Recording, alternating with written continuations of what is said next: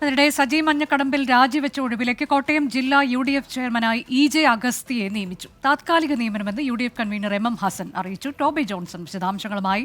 Toby, തെരഞ്ഞെടുപ്പ് കാലമാണ്, അനുനയ നീക്കങ്ങൾ നടക്കുന്നുണ്ട് സജി മഞ്ഞക്കടമ്പിലുമായി. പക്ഷേ ഒരു താത്കാലിക സംവിധാനം എന്ന തരത്തിലേക്കാണോ ഇപ്പോൾ പുതിയ നിയമനം?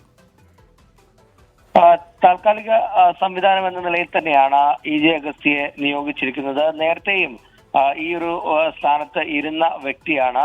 അതുകൊണ്ട് തന്നെ അദ്ദേഹത്തെ നിയോഗിക്കാൻ തീരുമാനിക്കുകയായിരുന്നു. തെരഞ്ഞെടുപ്പ് നടക്കുന്ന ഒരു പശ്ചാത്തലമുണ്ട്. അതുകൊണ്ട് തന്നെ UDFന്റെ പരിപാടികൾ ഏകോപിപ്പിക്കുക എന്നുള്ളത് ഒരു കടമയാണ്.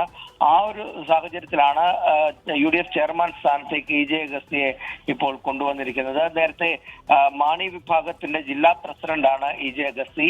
അദ്ദേഹം കുറച്ചുനാളായി പ്രായമായതിനെ തുടർന്ന് സജീവമായി പരിപാടികളിൽ പങ്കെടുക്കാതെ മാറി നിൽക്കുകയായിരുന്നു. എന്തായാലും സജി ഒഴിഞ്ഞ സാഹചര്യത്തിലാണ് ഇപ്പോൾ EJ അഗസ്തിക്ക് വീണ്ടും ആ സ്ഥാനം നൽകിയിരിക്കുന്നത്. വരും ദിവസങ്ങളിൽ സ്ഥിരമായി സജി തിരിച്ചു വരുമോ എന്നുള്ള കാര്യത്തിൽ ഇപ്പോഴും ഒരു വ്യക്തതയില്ല. അനുനയ ചർച്ചകൾ നടക്കുന്നുണ്ട്.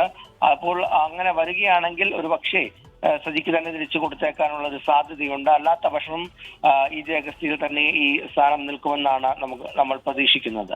സജി മഞ്ഞക്കടമ്പിൽ രാജിവെച്ച സാഹചര്യത്തിലാണ് EJ അഗസ്തിയെ കോട്ടയം UDF ജില്ലാ ചെയർമാനായി തെരഞ്ഞെടുത്തത്.